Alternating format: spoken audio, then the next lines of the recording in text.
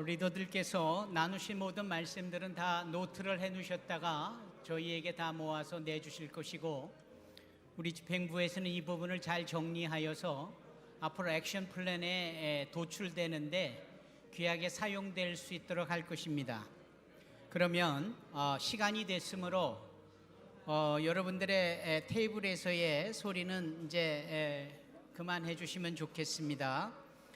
제가 사회자로서 특권으로 한번 말씀을 드리면, 네 번째, 본 발표에 추가로 줄 수 있는 당신의 질문은 무엇입니까? 라는 부분에 있어서 환대에 대해서 말씀을 했는데 좀 더 구체적일 수 있는 것은 없을까?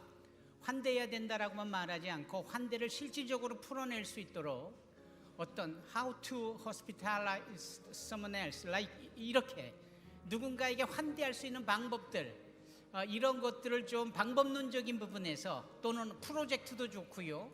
이 부분을 이론으로 말씀해 주셨던 현한나 교수를 다시 모셔서 4분 안에 이 환대를 실제적으로 풀어낼 수 있는 하나의 방법을 말씀해 달라고 질문을 합니다. 4분 안에 답을 해 주시기 바랍니다.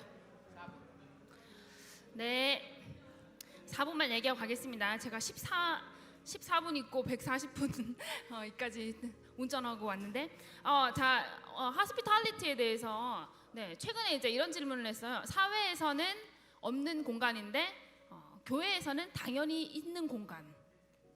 어떤 공간일까요? 누가 예배당 얘기하시더라고요.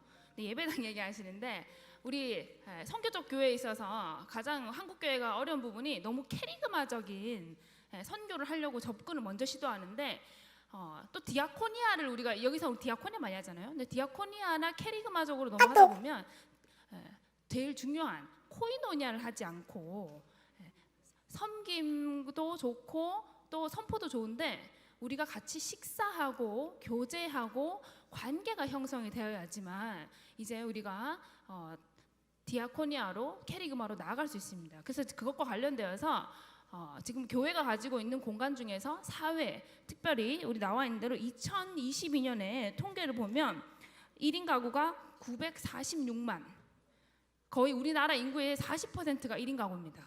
그만큼 외로운 외국인도 많고 또 1인 독거 노인, 그리고 자살률도 OECD 최고입니다. 근데 그러면 교회가 뭘 할 수 있을까? 구체적으로 교회의 부엌을, 주방을 함께 같이 공유하는 거죠. 근데 실제 지금 선교하는 데 있어서 선교적 교회, 또 이주민들과 함께하는 다문화 선교를 위해서 환대의 구체적 실천으로 할 수 있는 부분이 공동 부엌 사용하기. 그래서 1인 가구와 또 혼자서 밥 해 먹지 못하는 분들, 그리고 이런 이주민들 초청해서 레시피도 공유하고 같이 밥상을 함께 하는 거. 아까 우리 지역 교회에서 10가지 같이 나눌 수 있는 부분들에 구체적인 실천이 있다고 했는데, 그 중에서 이렇게 밥을 같이, 밥상머리를 같이 하면서 교제를 할 때 우리가 예배도 같이 드릴 수 있고, 그리고 우리가 계속 밥 퍼주는 식으로 우리가만 퍼주는 것이 아니라 함께 만들고 교제하면서 지치지 않고 이 사역을 지속적으로 해갈 수 있다고 생각됩니다. 이게 바로 우리가 가지고 있는 이 인식적인 코그니티브 마이그레이션인데, 이런 인식의 이주를 위해서 우리가 구체적으로 이런 환대 실천을 할 수 있겠습니다. 네, 감사합니다. 감사합니다. 이제 플로어에서 홍광표 목사님이시죠? 그 테이블에서 어떤 말씀을 하실는지요? 마이크를 준비해 주시기 바랍니다. 아니요, 마이크가 오기까지 큰 소리로, 시간이 없으니까 큰 소리로 외쳐 주십시오.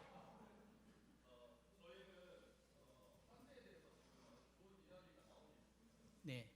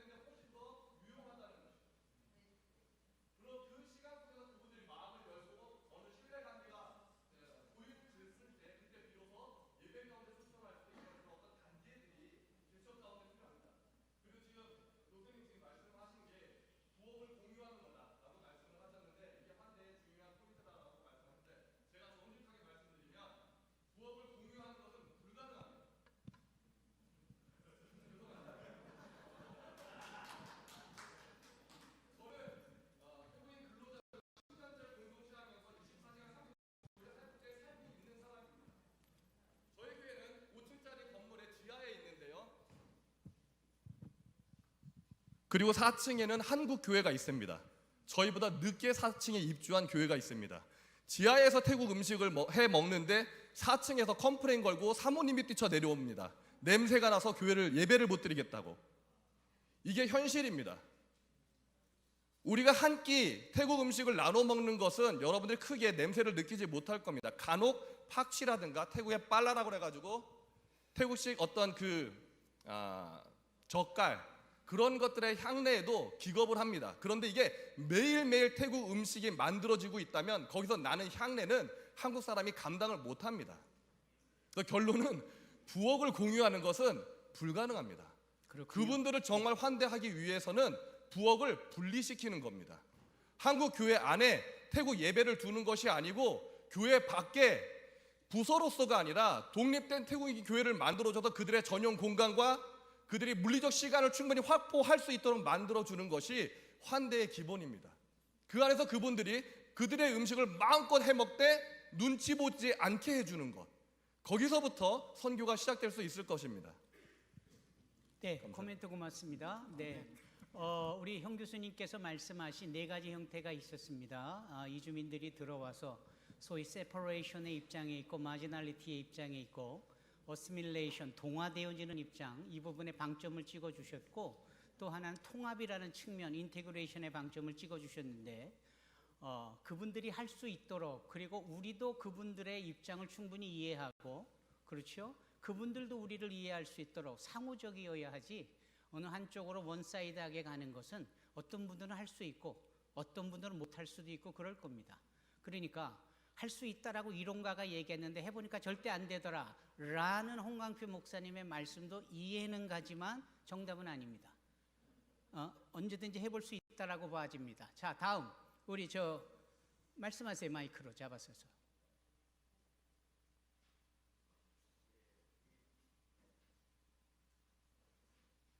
13번 테이블입니다. 우선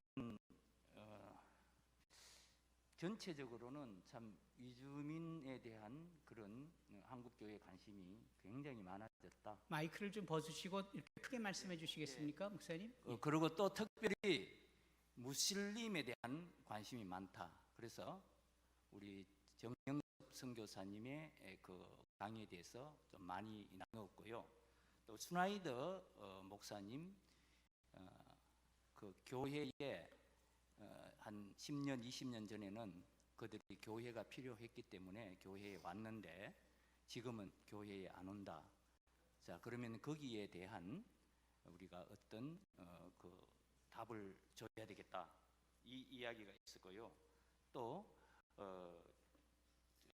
지금 재정착 문제 우리 목표가 그거 아닙니까? 그런데 이 재정착을 어떻게 하면 재정착을 할 수 있을 것인가? 거기 우리가 과제가 던져졌고요.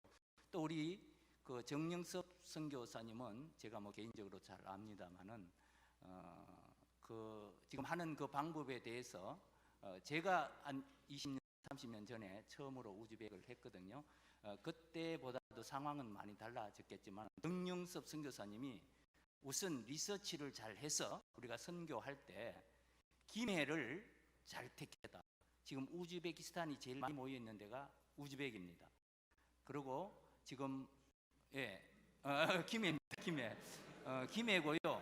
그래서 거기 참 잘 가셨고 또 이제 사역하는 그 방법에 대해서는 짧은 시간에 다 우리가 이야기할 수 없고 그 중에 아까 몇십 명이 예수님한테 돌아왔다.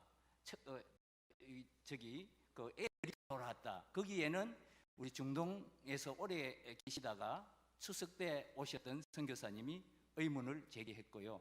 그래서 선교를 우리가 좀 알겠습니다. 무슬림 선교 정윤선 목사님이 그렇게 몇십 명이 돌아왔다 회심했다라는 부분에 대해서 의구심을 갖고 있는 분이 계시다라는 거죠. 그럼 정윤선 목사님 어디 계십니까? 일어나셔서 마이크 잡고 이 부분의 진위 여부를 확실하게 말씀해 주십시오. 제가 우즈벡 현지에 18년도부터 이제 98년에서 19년까지 있었습니다. 딱 20년 있었는데 예수 그리스도를 영접한 사람은 한 300명 정도 됩니다. 그 중에 계속 모임은 사실 한 20명, 30명 수준에서 계속 모임을 가졌습니다. 우리가 예수 그리스도를 한번 믿고 주님 앞에 돌아와서 헌신하는 사람이 되는 것은 사실 먼 데서 볼 게 아니라 개인 자신을 보면 우리가 처음 예수님 영접해가지고 헌신하고 지금도 실패하고 있는 모습들을 보면은 예수 그리스도를 한번 영접했다. 그것은 우리가 다른 말로 하면은 예수 그리스도에 대해서 한번 뒤를 돌아봤다라고 저는 말하고 싶습니다. 여전히 그들은 이슬람의 세계로 계속 갈 것입니다. 그러나 한번 뒤를 돌아본 것, 그것만으로도 그들은 또 다른 차원에서 또 다른 상황과 환경 속에서 예수 그리스도의 소식을 듣는다면 다시 돌아올 수 있는 확률이 이전보다도 훨씬 더 많은 상황이었다라는 거죠. 그리고 그것을 방문한 사람들에게 얼마나 큰 격려가 되었는가.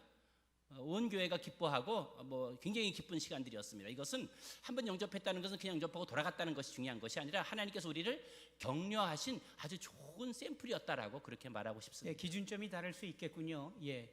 어디까지 믿어야 예수를 믿는 것인가 하는 부분에 대해서 다음에 혹시 테이블 저기서 말씀 나누실 테이블이 계십니까? 예, 문성주 목사님. 네. 2분 안에 맞춰 주시기 바랍니다. 네. 저희들 환대의 관점에서 저희들 이란 그 가족들이 지금 오고 있는데요. 이제 이란 가족들이 왔을 때는 이제 할랄 식품을 근거해서 그들의 입장에서 음식을 준비합니다. 이제 그런 점이 도움이 되어졌고, 그 다음에 가나는 또 가나에 맞게 해주고, 그 다음에 인도는 인도 공유 식탁을 할 수 있도록 도와주고, 이제 이런 것들이 저희들이 가지고 있는 좀 강점인 것 같습니다. 그래서 저희들은 이제 전 세계 사람들이 이제 서울대학교 123개국의 유학생들이 와 있습니다. 그래서 그들에 맞게 좀 하려고 많이 하는데 그런 부분들이 좀 적용이 되는 것 같습니다. 이상입니다. 네, 경험담을 말씀해 주셨습니다. 아무래도 유학생들은 그렇게 친교라든지 또 함께 먹는 거에 비중을 좀 많이 두니까 아무래도 상당히 플렉시블하게 접근이 가능하리라고 봅니다. 다음 테이블에서 관련돼서 말씀하실 분 계십니까? 없으십니까? 예, 말씀하십시오. 네, 일어나셔서 말씀하시죠. 어디에 누구신지요? 네. 예, 저는 YD 코리아의 윤승열 간사입니다. 저희 테이블에서는 사실 어떤 실질적인 방법론에 대해서는 이제 더 논의됐다기보다는 여러 가지 한계에 대해서 좀 더 많이 논의된 부분이 있었지만, 그러나 이제 보다 더 추가되었으면 하는 그런 것들, 그러니까 최종 목표에 대해서 좀 논의를 나눴었는데요. 그리고 이것을 어떻게 실현시킬 것이냐에 대해서 논의를 했는데, 그러니까 이주민들에 대해서 이렇게 그냥 잘해주는 것뿐만이 아니라 이들이 어떻게 그리스도의 제자가 될 수 있게 하느냐에 대한 논의와 연구가 더 진행되었으면 하는 그런 바람에 대해서 좀 추가 주제로 이렇게 삽입했던 부분이 있습니다. 왜냐하면 아무리 저희가 이제 공간을 내어주고 아니면 어떻게 잘 해준다고 할지라도, 그러나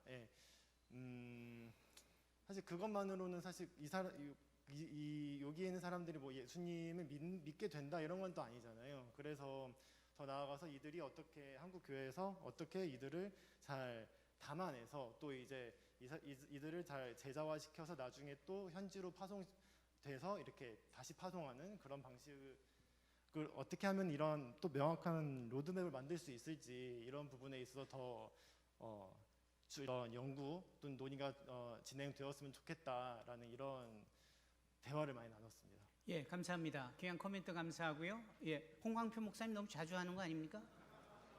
예, 다른 분이 또 안 계실까요? 예. 아니, 발제자가 하신단 말이에요? 네, 그러면 예.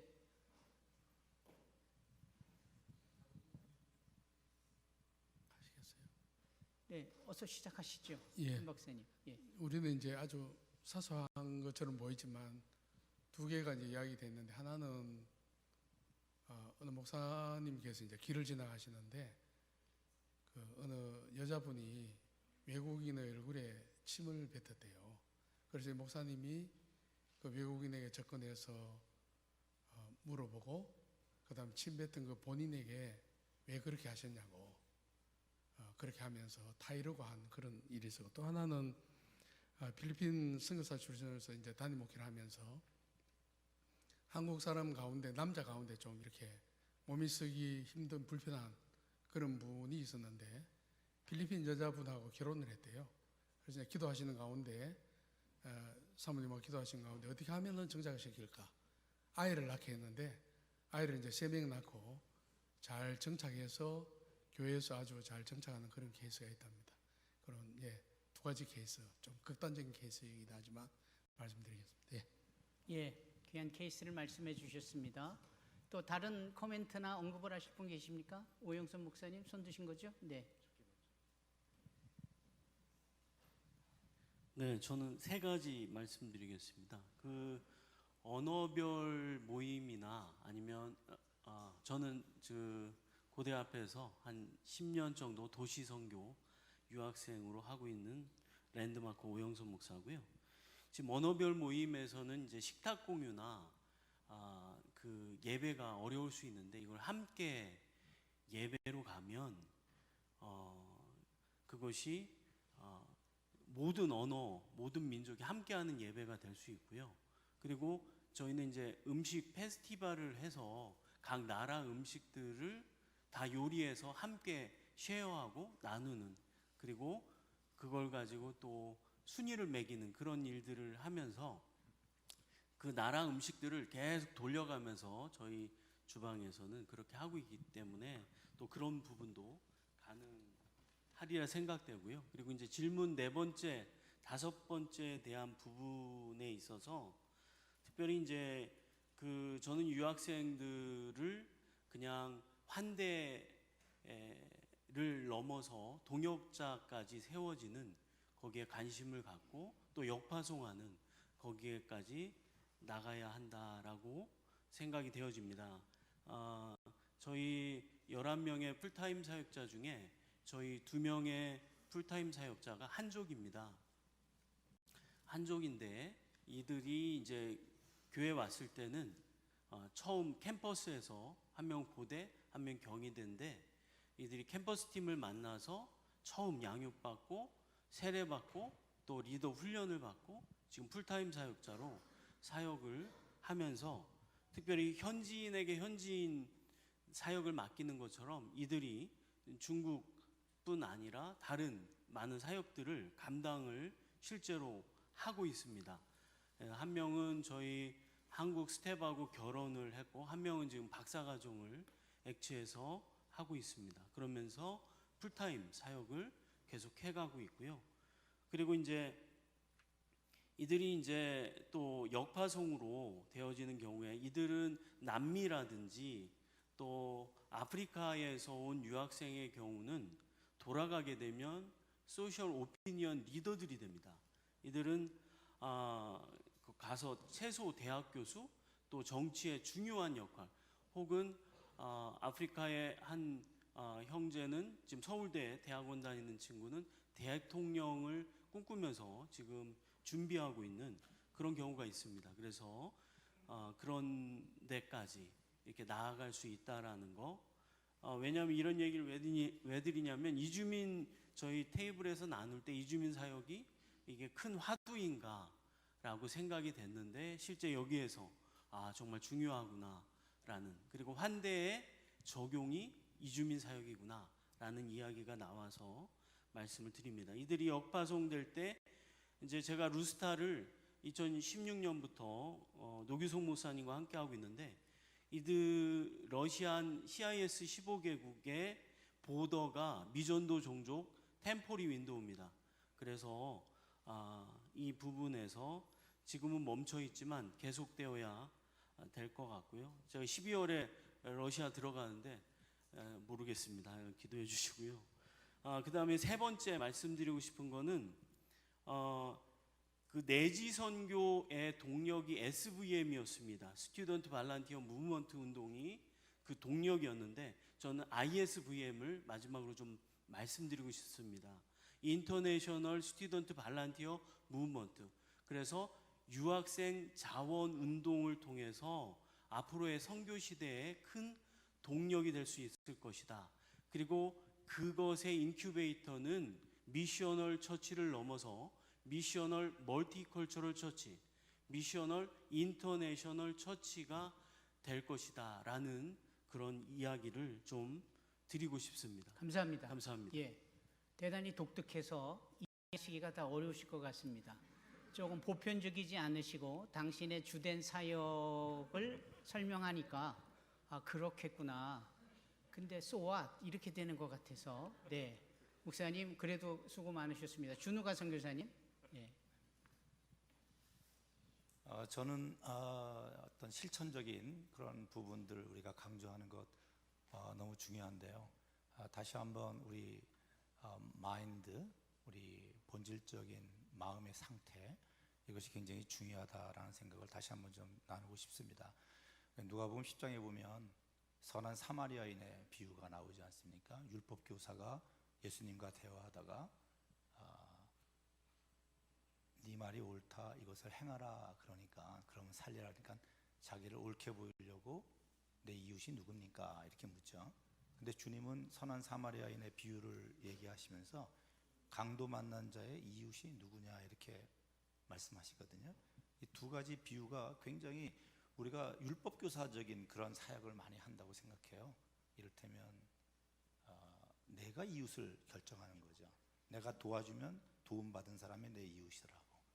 그러나 사실은 주님이 말씀하시는 것은 도움받은 자가 도움 준 사람이 진정한 내 이웃인지를 분별한다는 거죠. 갑이 결정하는 것이 아니라 을이, 자기를 도운 갑들이 과연 나를 도와줄 수 있는 사람인가, 내 이웃인가, 이것을 결정한다는 거죠. 그렇기 때문에 사실은 십자가를 지는 잉여분을 나누는 것이 아니라 진짜로 뚜시아, 거룩한 산 제물로 우리가 그들에게 도와줄 때만이, 그때만이 그들에게 이 사랑이 진정한 환대라는 것을 이해할 수 있다는 거죠. 아까 부엌을 공유하지 못한다고 그러셨거든요.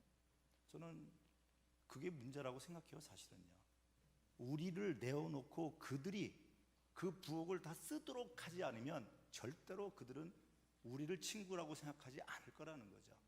저는 이것이 우리가 가져야 될, 십자가를 자랑하는 것, 이 캐리그마라는 게 십자가를 자랑하는 것이 아니라 십자가를 지는 삶이 되지 않으면 자랑은 헛되다, 이렇게 생각이 됩니다. 네. 감사합니다.